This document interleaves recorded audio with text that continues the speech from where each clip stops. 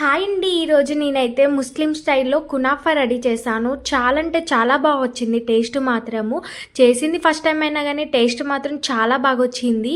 ఇదే మనం ఆన్లైన్లో కొంటే మాత్రము ఖచ్చితంగా 250 300 వరకు ఉంటుంది. కానీ ఇంట్లోనే మనం సింపుల్గా ఒక 10 మినిట్స్లో రెడీ చేసుకోవచ్చు. చాలా బాగుంటుంది. అందుకు ఏం లేదు, ఒక కప్పు సన్నటి సేమియా తీసుకొని స్టవ్ ఆన్ చేసి ఒక ప్యాన్ పెట్టుకొని అందులో 2 టేబుల్ స్పూన్ గీ వేసుకొని సన్నటి సేమియాని మొత్తం కూడా రోస్ట్ చేసుకోవాలి.